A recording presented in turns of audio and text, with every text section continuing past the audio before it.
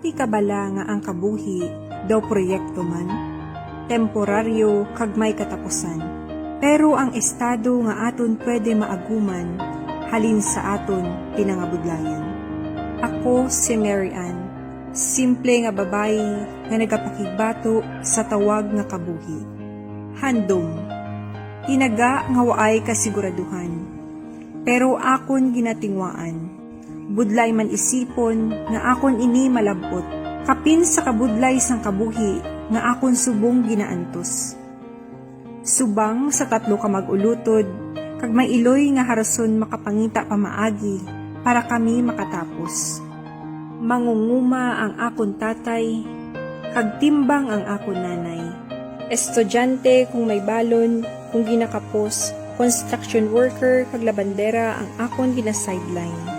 Pigado man ang kahimtangan sa kabuhi nga akon ginhalinan.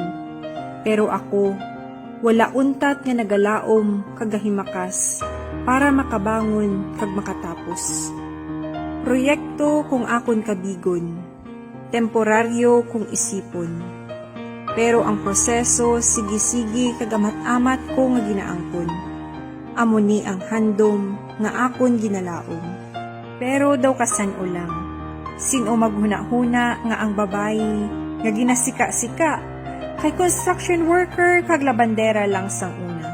Subong, isa na ka-engineer nga nagabuhat sang mga infrastruktura. Nangin posible ang tanan, tungod nagtuon ako maayo, nagantos, naghimakas, kag nagtuo nga ang tanan nakaugyon sa plano sang Dios. Gapati sila, pamilya ko, kag mga abyan ko, nga kaya ko. Mga tao nga nanginsandigan ko, halin sa akon pagpangabudlay, tubtub sa pagdabot ko, sang akon mga handom. Resulta sang akon pagpaninguha, nga akon ginalaom. Proyekto nga akon ginpangabudlayan, kung diin sa palad ko, ang akon na aguman.